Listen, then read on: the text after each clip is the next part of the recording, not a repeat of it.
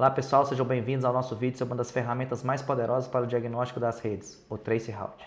Sou o Renato Ornelas da OpenX e nesse vídeo vamos te mostrar como o Traceroute pode te ajudar a diagnosticar vários problemas na sua rede. Então pessoal, como sabemos, a internet é uma rede de comunicação de pacotes. Então para haver a comunicação entre dois dispositivos conectados à internet, os pacotes que saem de um computador A têm que ser capazes de atingir o computador B e a resposta do computador B tem que ser capaz de atingir o dispositivo A. Então, para que serve o Traceroute? O Traceroute vai ser uma ferramenta que vai nos permitir verificar como está o caminho entre o dispositivo A e o dispositivo B. Quando a gente olha o cabeçalho IP, ele tem lá um campo que é, por exemplo, o endereço IP de origem, tem um campo lá com o endereço IP de destino, e um dos campos que ele tem lá se chama TTL, que é Time to Live. Essa é uma marcação que tem dentro do pacote, que é por quantos roteadores aquele pacote pode passar antes de você considerar que aquele caminho está longo demais. E qual que é a ideia por trás do TTL? É descobrir, por exemplo, se algum pacote está em loop. Imagine, por exemplo, que você tem lá um roteador A conectado a um roteador B e eles têm uma rota apontando um para o outro. Então, se eu gero, por exemplo, 100 MB de tráfego, esse tráfego vai para o roteador B, vai voltar para o A, vai voltar para o B e ele ficaria em loop até consumir todos os recursos daquela rede. Então, esse campo TTL, ele serve para cada vez que ele passa do roteador A para o B, ele diminui 1. Então ele estava lá, por exemplo, começou como 64, quando ele foi para o B vai lá e diminui para 63.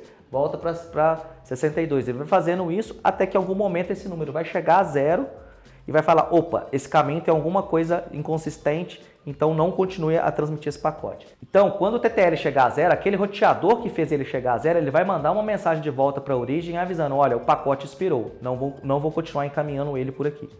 E qual que é a ideia do Traceroute então? É usar esse mecanismo do TTL para você descobrir qual é o caminho que você vai percorrer com o pacote. Então, a ideia é a seguinte, eu estou lá com o meu smartphone, e ele vai gerar um pacote, por exemplo, vamos supor que eu quero atingir esse dispositivo que está aqui, que é o servidor onde está a página da OpenX, por exemplo. Então, ele vai mandar um pacote com TTL igual a 1.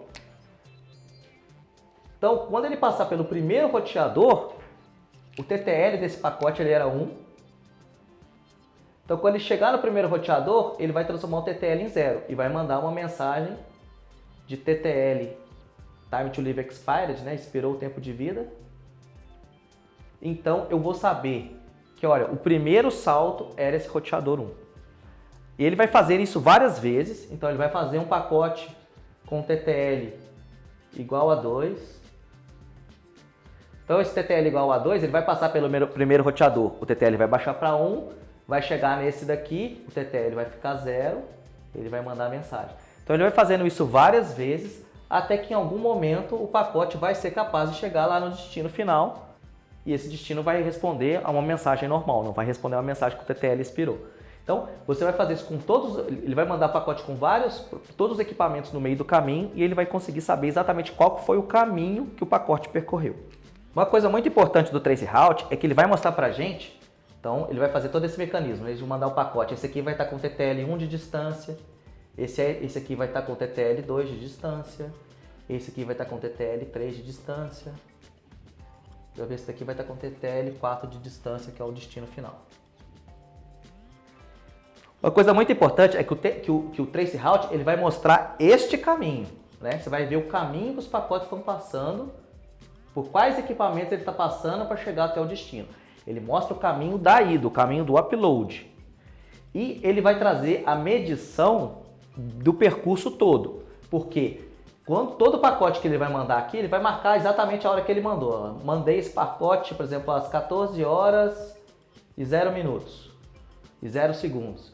E quando ele respondeu aqui, era 14 horas, 0 aqui e 300 milissegundos. Ele sabe que esse intervalo foi 300 milissegundos, porque ele vai saber a hora que ele mandou e a hora que ele recebeu a resposta. Então, como eu tenho a hora que eu mandei e a hora que eu recebi a resposta, eu tenho a medição do tempo que foi e voltou. Mas eu estou vendo só o caminho da ida.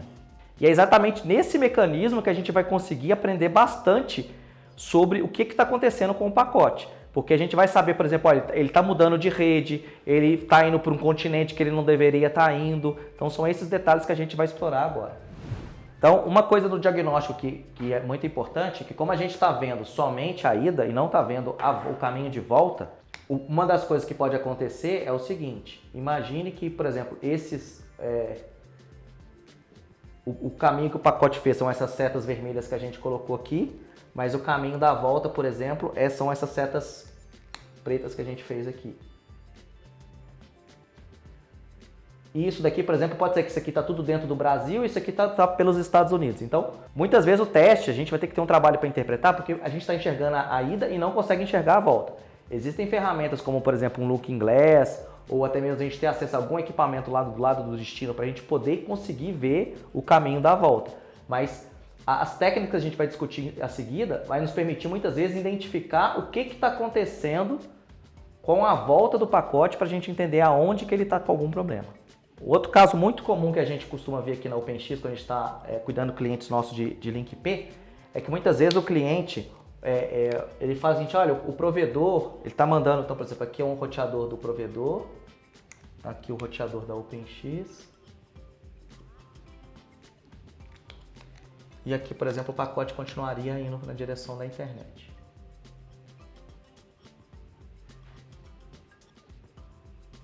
Então, muitas vezes o cliente faz o seguinte teste, fez o trace route, vai passar pelo roteador dentro da casa do assinante, vai passar pelos equipamentos do provedor, vai passar pelo roteador do provedor, vai chegar no roteador aqui da OpenX e vamos supor que daqui para frente não tem resposta no trace route. Muitas vezes o provedor fala assim, o trace route está parando na OpenX, mas se o último cara que respondeu foi um equipamento aqui da OpenX, então a OpenX, por exemplo, conhece a rota. Quem não conhece a rota é o próximo salto. E é isso que é uma parte muito importante da gente entender. O último equipamento que respondeu, ele consegue devolver para você. O último equipamento que respondeu é o último equipamento que tem conectividade com você. O próximo é que não consegue te comunicar. Então, você não pode falar, parou na rede da OpenX. Não, se o equipamento da OpenX te respondeu, a rede da OpenX tinha rota. O problema é na próxima rede. Vamos fazer então uma parte prática para mostrar para vocês como que o Traceroute funciona. Uma grande vantagem do Traceroute é que ele é uma ferramenta que está disponível em praticamente todos os equipamentos de rede, todos os sistemas operacionais. Então acaba que é uma ferramenta muito fácil, que você não tem que instalar absolutamente nada para poder usar ela para fazer os seus diagnósticos. Então vou fazer aqui, por exemplo, o Traceroute para um site qualquer. Então, o que ele está fazendo nesse momento? Então ele mandou aqui um pacote com TTL igual a 1. Então quando chegou no roteador, no gateway aqui da nossa rede, ele baixou para 0. Então como ele chegou a 0, eu tenho uma resposta a saber em qual equipamento que ele passou. Aqui, por exemplo, foi o segundo salto que ele mandou com TTL igual a 2, TTL igual a 3. Então eu vou vendo por quais equipamentos que aquele pacote está passando até chegar lá no seu destino. Uma coisa que a gente pode observar é que ele manda três testes, né, para cada salto, para cada TTL1, ele vai mandar 3 pacotes. Exatamente para que você consiga ver as pequenas variações de latência, alguma coisa muito discrepante, você conseguir perceber essa diferença. Então, por exemplo, aqui, ele mandou, a primeira resposta foi com 2.3 milissegundos, 1.9 e 1.5. Então, as 3 medições estão muito próximas. Já nesse próximo salto aqui, a primeira medição deu 3 milissegundos, a segunda deu 3 e essa outra aqui deu 11. Então, ela está muito maior do que as outras. Então, por isso que é importante você mandar 3. Porque se ele mandar somente 1 e fosse essa 11, você fala, nossa, está com um problema naquele salto. Mas você tendo 3, você consegue tirar uma média para entender assim, qual que é a que está mais próxima da realidade, né? A que não está muito discrepante. Nesse próximo salto aqui deu mais ou menos 2 milissegundos. E aqui, por exemplo, aqui eu já consigo saber que está em outra rede. Eu consigo saber mais pela minha experiência. Nós vamos falar daqui a pouco sobre uma outra ferramenta que vai nos ajudar a enxergar isso de uma maneira mais fácil. Mas aqui, por exemplo, está em outra rede. Quando a gente tem asteriscos aqui no Traceroute, significa que aqueles equipamentos não responderam. Então, aqui é um dos testes que é muito importante. Porque se você começa a ter 3 asteriscos e daí em diante só tem esses 3 asteriscos, o que isso significa?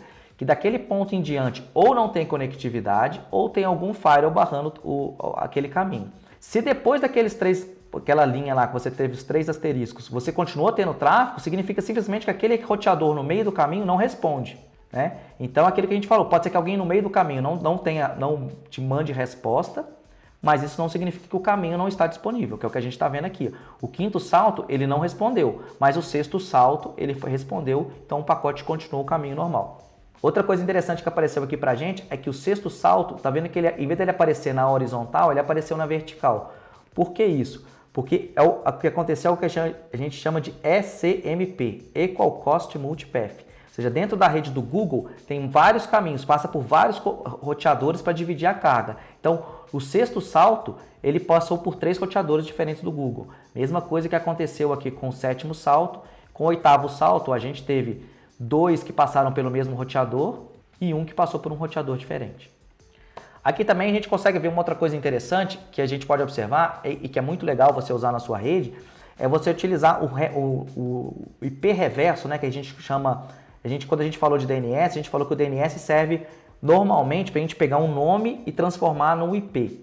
O que é o DNS reverso? A gente pegar um IP e transformar num nome. Então, quando a gente usa o DNS reverso para as nossas coisas da nossa rede, a gente consegue ajudar nesse diagnóstico do traceroute. Então, por exemplo, quando a gente está vendo aqui esse do Google, está vendo que tem um escrito aqui GRU1, GRU14 na verdade, significa que esse equipamento está em Guarulhos, está dentro de São Paulo. Então, é um hábito que o pessoal de rede tem, das operadoras, de geolocalizar os equipamentos para que você saiba aonde que eles estão. Então, como eu falei sobre o traceroute, o princípio básico de funcionamento dele é esse. Hoje em dia, como as redes são muito mais dinâmicas, né? Então a gente normalmente quer uma informação mais rápida e poder acompanhar melhor o que está acontecendo, e às vezes apenas 3 pacotes não é suficiente para a gente poder perceber alguma coisa diferente. Então, criar uma versão um pouco mais otimizada, um pouco mais funcional do traceroute, que se chama MTR. Então é o comando que a gente vai usar de agora em diante. Então eu vou repetir exatamente para esse mesmo destino, né, que é o www.google.com.br, mas eu vou usar agora o MTR.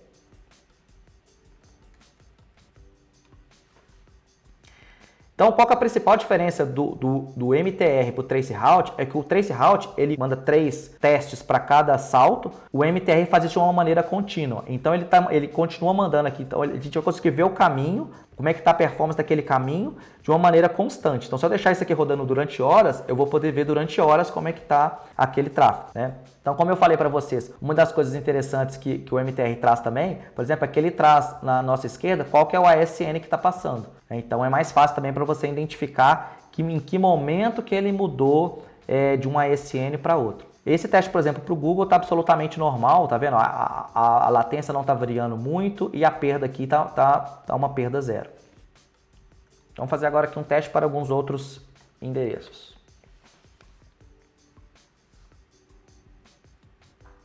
Então esse teste aqui, a gente está vendo, por exemplo, que ele começa bem, ó, até dentro da rede da OpenX está tudo bem, mas quando ele entra nesse salto, ele começa a ter uma perda.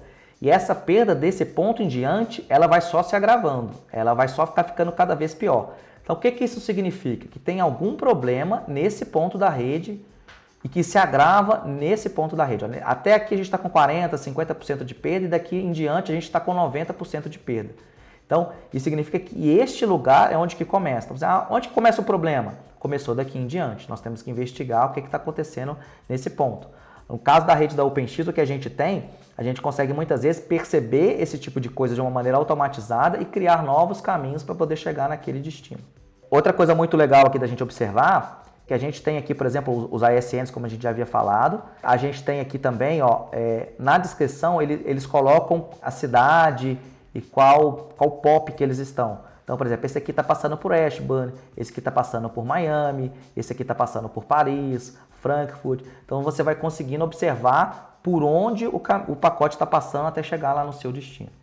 Que no caso aqui não está chegando no destino, porque chega neste ponto em diante, a gente não tem resposta. Então, o traceroute não completa. Quando a gente fala traceroute completou, o que isso quer dizer? Que ele chegou até o ponto lá no final, né? Esse aqui não está completando. E a gente tem bastante perda no meio do caminho.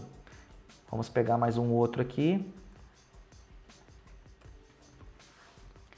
Esse é um outro traceroute que a gente tem um ponto aqui, ó, no meio do caminho que tem uma perda elevada, né? Mas observe que depois dele a gente não tem aquela perda. Então fala, esse cara está com problema, não sei o quê. Não. Qual que é a principal função do roteador? A principal função do roteador é rotear os pacotes. Não é responder ping, não é responder TTL expired, não é fazer nada disso. A principal função do roteador é rotear. Então, isso ele está fazendo muito bem, porque os pacotes que estão passando por ele estão chegando ao seu destino. Os pacotes que estão terminando nele, ou seja, que depende da CPU daquele roteador, esses pacotes sim, eles estão sendo degradados. Mas pode ser simplesmente uma configuração. Vários equipamentos a gente configura para que ele não tenha uma prioridade alta para esse tipo de pacote, porque realmente ele é um bom diagnóstico, mas eu vou sacrificar a performance do meu equipamento, gastar CPU do meu equipamento simplesmente para ele ficar respondendo ICMP. Então, esse aqui é um bom teste, porque ele mostra que apesar de um ponto no meio do caminho ter uma perda elevada, dali em diante a perda não permanece. Então, a gente pode encarar que daquele ponto em diante está ok. Esse teste aqui também mostra pra gente uma outra coisa interessante, que é um salto na latência. E aí que eu falo, por isso que é muito importante a gente aprender a diagnosticar e a entender como o traceroute funciona. Então, esse salto na latência, ele é normal ou não é normal? Então vamos tentar entender o que está acontecendo aqui. Apesar desses saltos aqui não terem nome, aqui me chama a atenção esse nome aqui no reverso desse cara. Esse nome aqui, NOTA, é o NAP of the Americas, é um PTT que fica em Miami. E aí isso corrobora com esse FL que tem na frente de Flórida. Então, aqui a latência estava 4 milissegundos, de repente ela aumentou uns 100 e poucos. Se a gente pegar a velocidade da luz dentro da fibra ótica e for calcular a distância que a gente tem, por exemplo, entre São Paulo e Miami, a gente vai ver que vai dar mais ou menos uns 105 milissegundos. Então, está condizente eu estar com 5 milissegundos dentro de São Paulo e o próximo salto ser 110 milissegundos? Sim, está condizente. Porque 5 milissegundos que eu estava dentro de São Paulo ainda, mais 105 não sei o quê, entre São Paulo e Miami, 110 milissegundos eu estar chegando em Miami, está ok. Então assim, mudei de continente, mudei de país, mudei de região, tem uma grande variação de latência? Ok. Então, por exemplo, eu vou fazer um traceroute aqui, o meu próximo salto está lá em Fortaleza. Faz sentido aumentar 30, 40 milissegundos? Faz sentido. O que não faz sentido é, eu estou dentro de São Paulo, por exemplo, se tivesse aqui, o próximo salto fosse em Ashburn, por exemplo, que é lá nos Estados Unidos também, o próximo salto fosse para 200 milissegundos. Não tem jeito de aumentar mais 100 milissegundos dentro dos Estados Unidos na costa leste. Né? Faria sentido, por exemplo, se fosse lá para a costa oeste ou se fosse para a Europa, mas por isso que é importante a gente começar a entender o que são essas letrinhas ali no meio do caminho.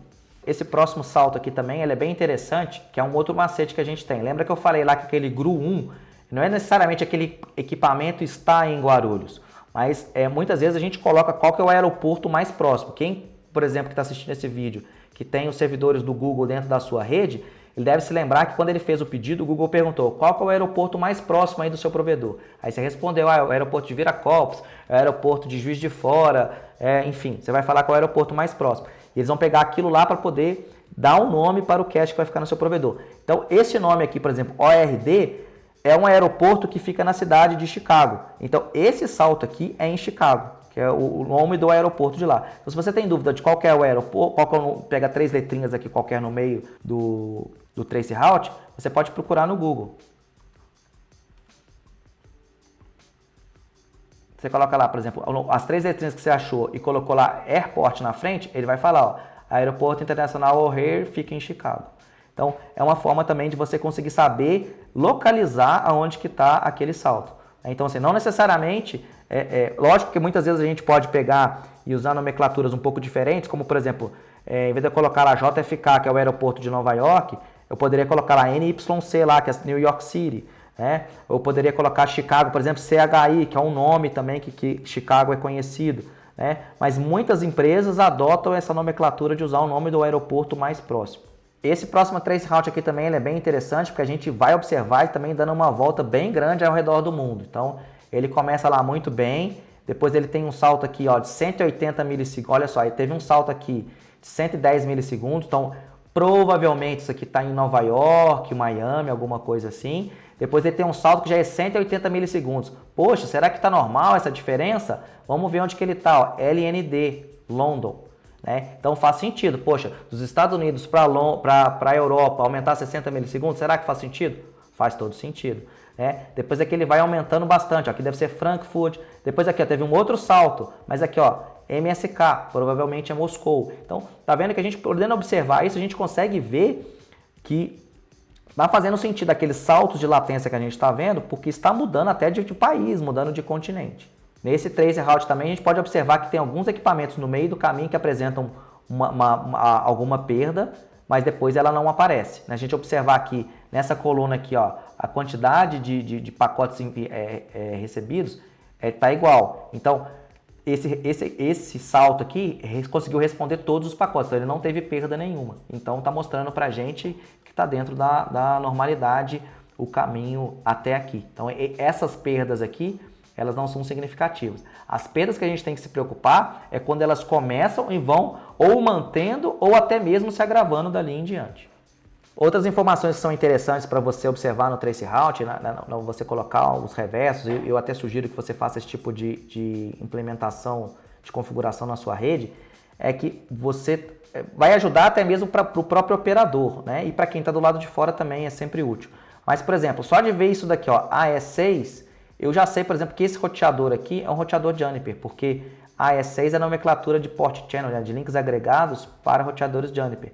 Se fosse, por exemplo, Cisco, ele teria usado provavelmente PO6. Se fosse um Huawei, teria usado TH-Trunk 6 ou TH6, alguma coisa assim. Então aqui, por exemplo, a nomenclatura dentro desse operador é qual é a interface, qual é o equipamento, qual o POP, país e o nome da rede. Então isso também é uma informação que é muito interessante, de você codificar as informações. Aqui na OpenX normalmente a gente pensa o traceroute nos dois sentidos, né? Tanto de alguém do lado de fora fazendo o traceroute sentido ao nosso cliente, então a gente codifica dentro do reverso lá qual POP, qual equipamento e qual o nome daquele cliente. E quando o cliente está fazendo o traceroute para fora, a gente codifica lá qual que é a interface que ele está passando, porque fica muito mais fácil para a gente conseguir diagnosticar. Por exemplo, aqui ele está passando nessa interface, né? O nome é AE0.10, né? Que é o nome da interface, que está passando aqui pelos equipamentos da OpenX. Um outro teste que é muito interessante a gente fazer, porque às vezes a gente está vendo, por exemplo, o caminho, como a gente falou no início, a gente vê o caminho da ida e mede a latência entre o emissor e cada ponto no meio do caminho, né?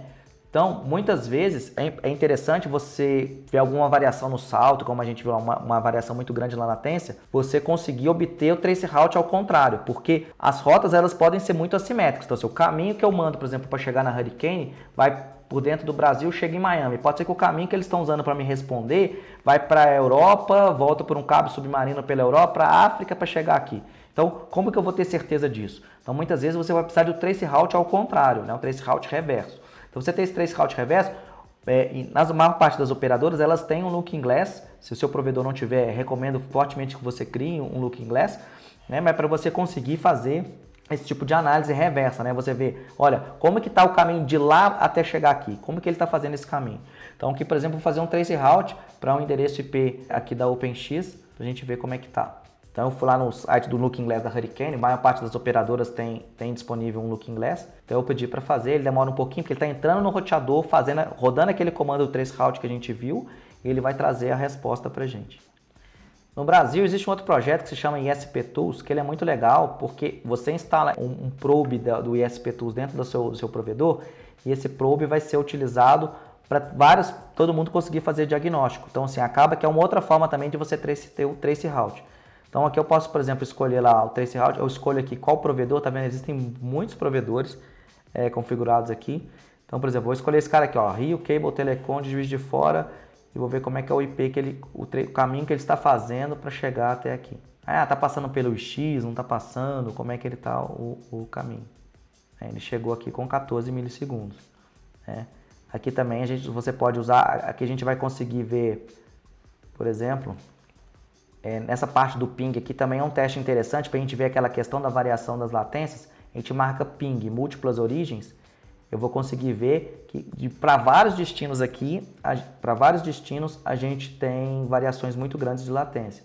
Muitas vezes até o cara vai estar no mesmo local, né, na mesma cidade fisicamente, mas o caminho que ele vai fazer é muito diverso. Esse daqui, ó, tá vendo? Ele perdeu, fica parecendo um pouquinho com o traceroute assim, na questão de mostrar as falhas, mas aqui ele está mostrando só o caminho fim a fim. A gente tem a variação, por exemplo, esse cara aqui, ó, ele está em Miami, tá vendo? Por isso que a latência, por exemplo, nesse teste aqui, a mesma lógica que a gente usou para o traceroute. A maior parte do pessoal está dando 13, 15 milissegundos. Esse aqui está dando 125. Poxa, será que ele está... o que tem de anormal? É porque ele está em Miami. Então, se ele está em Miami, faz sentido que a latência seja 100 e poucos milissegundos a mais do que a média. Então, por exemplo, a gente pode, para fazer o teste do traceroute, quando a gente quer fazer reverso, a gente pode escolher, por exemplo, procurar qual que é o looking glass de alguma operadora. Normalmente eles têm a opção de você ver a rota BGP, fazer o ping ou o traceroute. Então, no caso aqui da Level 3, CenturyLink, enfim, Lumen, nome que eles estão usando hoje em dia. Então, se a gente for procurar, por exemplo, qual que é o caminho que a CenturyLink Lumen está usando para chegar na gente, por exemplo, vamos escolher esse roteador aqui em Chicago, e vamos procurar como é que ele chega na página da OpenX. Então a gente escolhe a opção de traceroute, de qual roteador que ele vai fazer o traceroute, coloca o IP de destino. Nesse momento essa ferramenta está conectando o roteador, dando o comando de traceroute, esperando ele concluir o traceroute para capturar a saída do comando e mostrar para a gente aqui via web. Agora ele trouxe para a gente o resultado. Então ele falou do roteador da Lumen Chicago, o caminho que ele fez para chegar. Então ó, aqui a gente consegue ver dentro, igual a gente falou, tem a interface, qual equipamento que ele passou. Ele vai passando todo o caminho até ele chegar aqui na rede da OpenX. Teve alguns saltos no meio do caminho que trouxe muita perda. Esse aqui, por exemplo, ó, ele trouxe um pacote respondeu e 2 falharam, né? Então, qual foi o caminho? Então, é uma forma de eu saber qual que é o caminho que ele está passando. Nesse caso aqui, infelizmente, dentro da rede da Level 3, eles não configuraram o reverso em todos os equipamentos. Então, a gente não tem muita daquela informação que eu falei que era muito útil. De colocar lá por quais locais que ele está passando, quais roteadores que ele está passando. Aquilo lá acaba ajudando muito a gente a fazer o diagnóstico do caminho do pacote para tentar entender e interpretar o que aquele traceroute quer dizer. Então vamos recapitular o que aprendemos hoje. Hoje aprendemos como o traceroute funciona, como ele é uma ferramenta muito útil para nos ajudar a identificar os problemas de rede, e como usar o reverso ali dos nomes que vão aparecer no traceroute para nos trazer vários insights sobre o porquê que está acontecendo aquilo e a gente conseguir interpretar melhor os resultados. Muito obrigado, pessoal. Até o próximo vídeo.